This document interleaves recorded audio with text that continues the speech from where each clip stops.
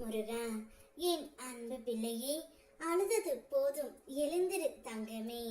இன்று உன்னிடம் ஒரு முக்கியமான விஷயத்தை கூற வந்திருக்கின்றேன்.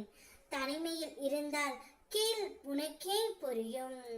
வாழ்க்கையில் உன்னை தவறாக புரிந்தவர்கள் இருக்கலாம், உன்னை குறை சொன்னவர்கள் இருக்கலாம். ஆனால் காலம் வந்தால் அதே மனிதர்கள் உன்னை வியந்தும் கூறுவார்கள். உன் நேரம் வரும் வரை அமைதியாக காத்திரு பிள்ளையே. உன்னை உதாசீனப்படுத்துபவர்களை கண்டு கவலை கொள்ளாதே. அது உன் வெற்றிக்கான அடையாளம் மட்டுமே. பொறுமை கொண்டவன் தான் உண்மையான வெற்றியை காண்பான். உன் வாழ்க்கையை மாற்ற ஒரு நொடி போதும். அந்த நொடி வந்ததும் இன்று உன்னை சிறுமைப்படுத்தியவர்கள் நாளை உன் வெற்றியை கண்டு வியந்து பாராட்டுவார்கள்.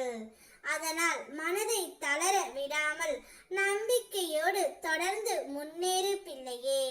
உன் அருகில் எப்போதும் நான் இருப்பேன். உன்னுடைய சிந்தனைகளை எக்காரணம் கொண்டும் சிதற விடாதே. உன் எண்ணத்தில் ஒளிந்திருக்கும் பயத்தை முதலில் தூக்கி எறிந்து விடு. என் மீது நம்பிக்கையுடன் இரு.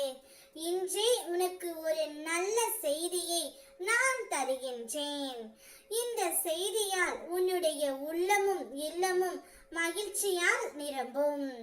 இன்று வரை உன்னை வாட்டிய கவலைகள் அனைத்தும் மறந்து என் அருளால் உன் வாழ்க்கையில் அமைதியும் ஆனந்தமும் பெருகும்.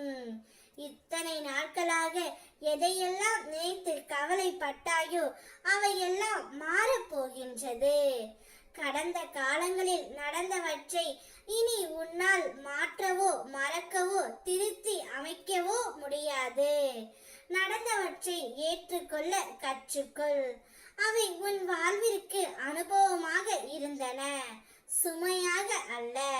அவற்றுக்காக இனி நீ வருந்த தேவையில்லை பிள்ளையே. நீ வருந்தியது போதும். இனி நான் உனக்கு தரப்போகும் இன்பங்களையும் மகிழ்ச்சிகளையும் வெற்றிகளையும் ஏற்க தயாராக இரு.